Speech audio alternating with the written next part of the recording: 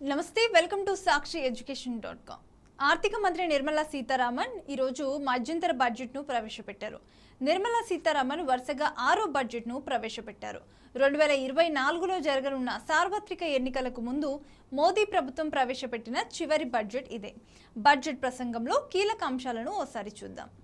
నిర్మలా సీతారామన్ ఇప్పటివరకు చేసిన బడ్జెట్ ప్రసంగాల్లో ఈసారి అతి తక్కువ సమయం మాట్లాడారు. ఈసారి ఆమె దేశ పద్దును కేవలం 57 నిమిషాల్లో లోక్సభ వేదికగా దేశ ప్రజలకు వినిపించారు.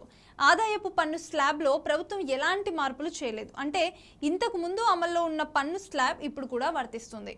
ప్రయాణికుల భద్రత, సౌలభ్యం, సౌకర్యం కోసం 40,000 సాధారణ రైల్వే బోగీలను వందే భారత్ ప్రమాణాలకు మారుస్తామని ఆర్థిక మంత్రి నిర్మలా సీతారామన్ చెప్పారు. స్కిల్ ఇండియా మిషన్ కింద 1.4 కోట్ల మంది యువతకు శిక్షణ ఇచ్చిందని నిర్మలా సీతారామన్ తెలిపారు. ప్రభుత్వం 10 ఏళ్లలో 250 మిలియన్ల మందిని పేదరికం నుంచి బయటకు తీసుకొచ్చింది అని ఆమె వివరించారు. వచ్చే 5 ఏళ్లలో భారత్లో అపూర్వమైన ఆర్థిక వృద్ధి ఉంటుందని ఆర్థిక మంత్రి స్పష్టం చేశారు. 2047 నాటికి దేశాన్ని అభివృద్ధి చేయాలని ప్రభుత్వం లక్ష్యంగా పెట్టుకున్నట్లు ఆమె చెప్పారు. రక్షణ ప్రయోజనాల కోసం డీప్ టెక్ ని బలోపేతం చేసేందుకు ప్రభుత్వం కొత్త పథకాన్ని ప్రారంభించనుంది.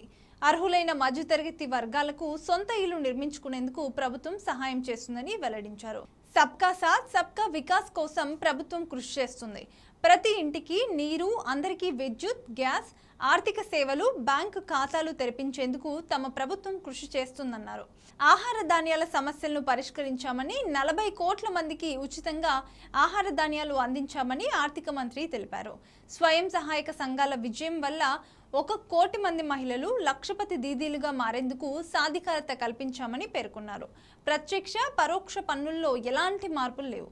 దేశంలో పర్యాటక రంగంలో ప్రభుత్వం గణనీయమైన పెట్టుబడులు పెడుతుందని ఆర్థిక మంత్రి నిర్మలా సీతారామన్ తన మధ్యంతర బడ్జెట్ 2024 ప్రసంగంలో తెలిపారు.